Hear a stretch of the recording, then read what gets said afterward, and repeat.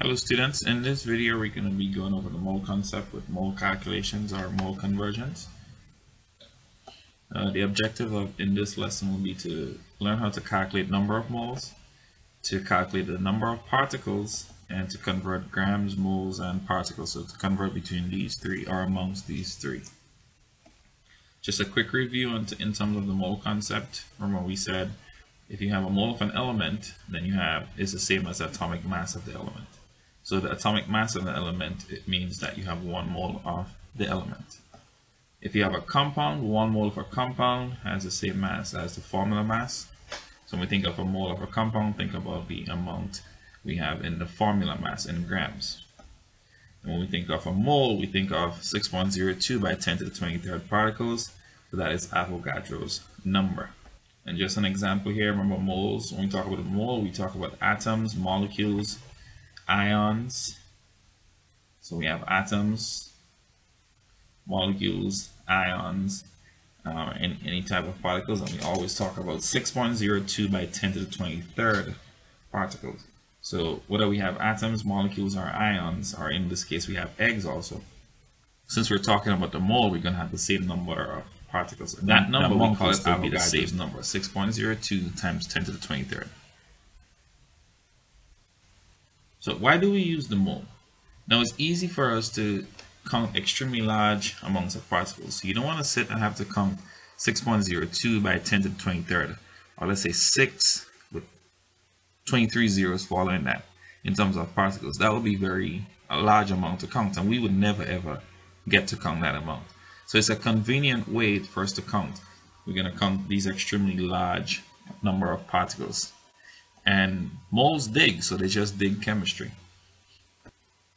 All right, in terms of the mole conversions, so we're going to create a mole map between mass, number of moles, and number of particles. We're going to look at how we get from mass to moles, and then how we go from moles to mass. And also, how do we get from moles to particles, and then from particles to moles. And here you can see we can get from mass to particles or particles to mass, but we have to stop off at moles. So we can go from mass to moles and then from moles to particles, or particles to moles, then moles to mass. And we're going to be looking at all these conversions. Now in terms of what goes on the arrows, it'd be good if you can figure it out as we go along. As we come to the end, you'll be able to figure out what goes where on these arrows. What do these arrows mean? So let's start by going through from mass to moles. If we want to calculate the number of moles, we simply said that we take the given mass of the substance and divide by the molar mass. So if we do that in dimensional analysis format, we start with what is given. So we're given some amount, some X grams of the substance. And in 1 mole of that substance, because that's what we want to find, the number of moles, we know in 1 mole we have Y amount of grams, which is the molar mass. So our grams of substance will cancel, so we divide the given mass X by the molar mass Y. And we're going to be left with the number of moles of substance. Let's look at how we go from moles to mass. So we're going in the opposite direction now.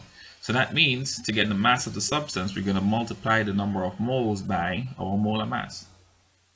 And in dimensional analysis format, we start with what is given, the number of moles. So we have X moles of the substance. And if we want to cancel moles, we need to divide by moles. So in Y grams of the substance, which represents our molar mass, we have 1 mole of the substance. The moles of substance will cancel, leaving us with grams of the substance.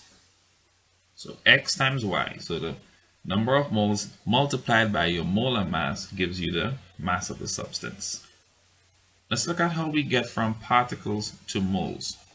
Now the easiest way to think about it is that if you have 24 eggs, how many dozen eggs do you have? And if you said 2, that is correct. How did you get that? You took the 24 eggs, divided it by 12, because you know 12 eggs in 1 dozen. As we said before, how many particles do we have in 1 mole? Avogadro's number, 6.02 times 10 to the 23rd. So if I take the given number of particles and divide it by Avogadro's number, then I'm going to get the number of moles. And that's what we do in here. take the given number of particles divided by Avogadro's number, and that gives us the number of moles.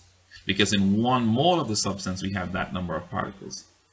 In dimensional analysis form, we start with the number of particles, and in 1 mole of the substance, we have 6.02 times 10 to the 23rd particles. Number of particles will cancel, and we're left with the units of moles of substance. So here we see we divide the number of particles given by Avogadro's number, 6.02 times 10 to the 23rd. So now we're going from moles to number of particles. So you have 2.5 dozen eggs. You want to find how many eggs you have in total. You know you have 12 eggs in each dozen, so you multiply 2.5 by 12. That gives you your 30 eggs. It's the same thing we're going to do here. We're going to take the number of moles that we have and multiply by how many particles we know we have per mole in each mole. So that's how we get our number of particles here. Take the number of moles multiplied by Avogadro's number. Now in dimensional analysis form, we start with the number of moles multiplied by Avogadro's number per mole. So number of particles in each mole, the moles of substance will cancel. That leaves us with particles, and that's what we want to find. Now let's look at how we get from mass to particles. And when we look at the map, the mole map we drew before, we saw that we couldn't go straight from mass to particles. It is possible to go from mass to particles, but we must stop at number of moles. So we must first calculate the number of moles by taking the given mass and divide by the molar mass. That gives us moles. Then to go from moles to particles, we multiply by Avogadro's number. So that is our equation here. And if you put it in dimensional analysis form, we start with grams of a substance, and in 1 mole of a substance, we know we have Y amount of grams. So we divide by the molar mass. That leaves us with moles of the substance. Then, in 1 mole of the substance, we have 6.02 times 10 to the 23rd particles. And that leaves us with particles, and that's how we're going to convert grams to particles. Now we're going to go from number of particles to mass. So we're going to take Avogadro's number, or the number of particles we're given, divide by Avogadro's number, so that gives us moles, and then multiply that by the molar mass of the substance, and that gives us our number of grams, or the mass in grams.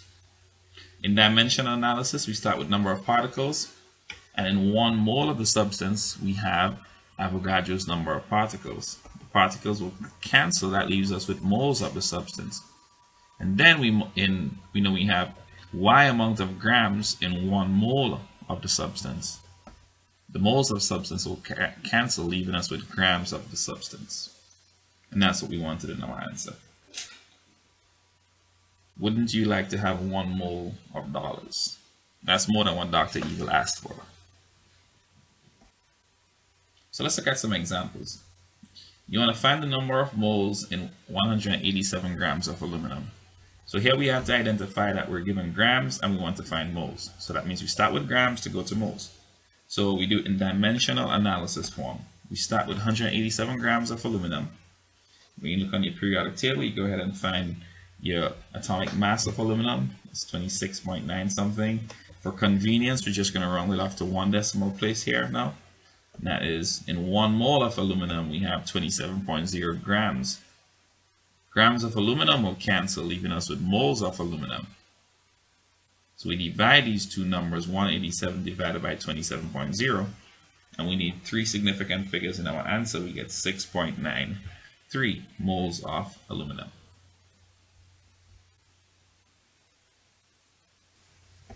Alright, the next one. Find the mass in grams of 3.32 moles of potassium.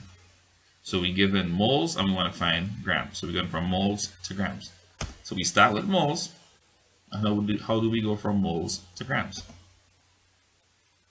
In 1 mole of potassium, we have 39.1 grams. So we multiply by 39.1. Moles of potassium will cancel. We multiply 3.32 times 39.1. That gives us 1.30 times 10 to the 2, or 130 with a decimal after it, to get our 3 significant figures. grams of potassium. Find the mass in grams of 15.0 moles of sulfuric acid. So when we think about it, we have moles to grams. But to go from moles to grams, we need the molar mass. But we don't know the molar mass of sulfuric acid because it's a compound. So the first thing we need to do is find the formula of sulfuric acid. Remember, it's an acid, so that means it contains hydrogen.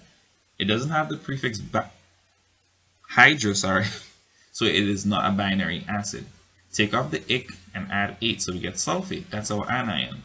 Sulfate is SO4 minus 2. That means we need 2 hydrogen, so H2SO4. Then we go ahead and find the formula mass of sulfuric acid, which works out to be 98.1 grams per mole. So we start with 15.0 grams, so 50.0 moles of sulfuric acid, Then we're going to multiply that by the molar mass. The moles of sulfuric acid will cancel, leaving us with 15 times 98.1, which gives us 1470 grams of sulfuric acid, and that is our answer to 3 significant figures.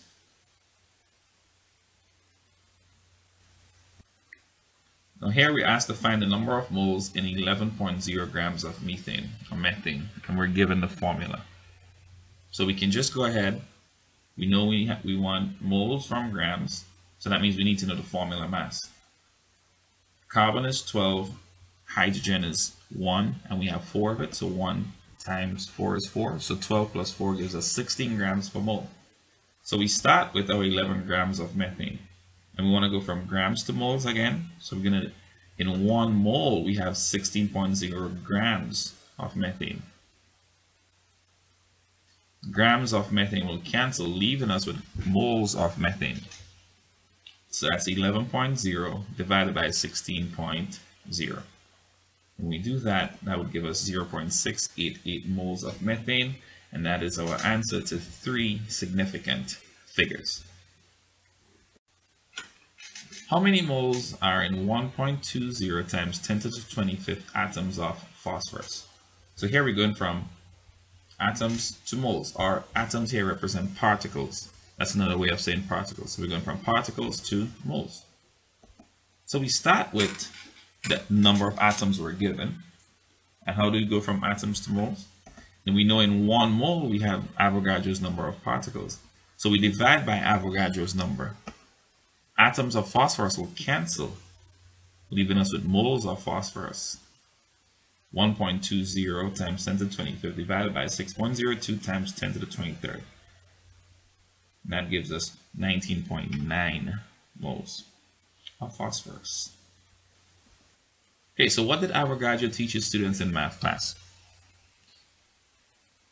All right, he actually taught them multiplication, not multiplication, but multiplication. All right, so let's continue now. How many atoms are in 0.750 moles of zinc? So we're going from moles to atoms now. So we need moles, we have moles of zinc, and we need atoms. So we take the number of moles, multiply by Avogadro's number. How many atoms do we have in 1 mole? When you multiply these out, 0.75 multiplied by 6.02 times 10 to the 23rd, that gives us 4.52 times 10 to the 23rd atoms of zinc. Now here's something that you should be realizing now. Whenever we convert in between moles and atoms, or moles and particles, we only use Avogadro's number. So that should give you a hint as what should be going on those arrows that you did on the mole map. So whenever you go from moles to particles, what did you do with Avogadro's number? That's what you need to figure out. When we go in from moles to grams, or grams to mole, we use molar mass or formula mass. What did you do with formula mass in those cases? So that's what you need to figure out. How many molecules are in 0.400 moles of nitrogen, dinitrogen pentoxide, or N2O5? So we want molecules, from moles. We're going from moles to molecules. So we start with 0.400 moles. We don't need formula mass or anything because we're going from moles to molecules. Whenever we're going from moles to molecules, we multiply by Avogadro's number. So that means if we go in from molecules to moles, we divide by Avogadro's number. So in this case, we're multiplying zero point 0.4 multiplied by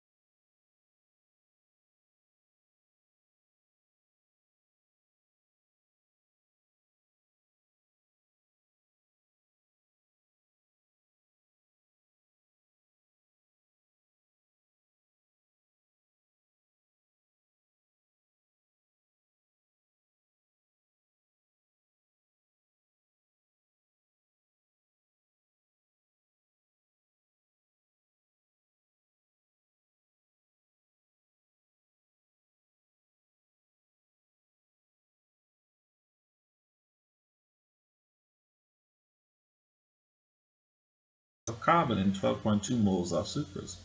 So we essentially we're going from moles to grams, but we're not doing it for sucrose, we're only doing it for carbon.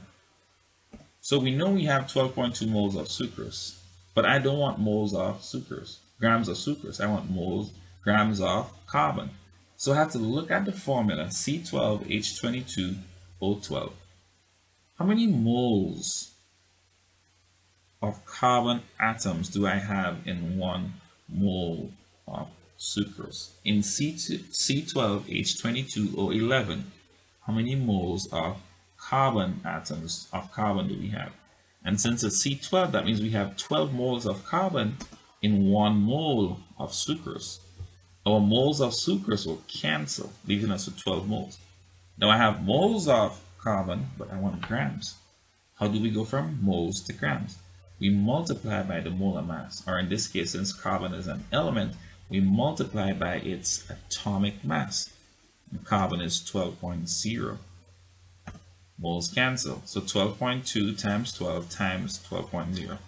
So that's essentially 144 multiplied by 12.2. That gives us 1760 grams. And again, we need it in 3 significant figures because 12.2 is written to 3 significant figures.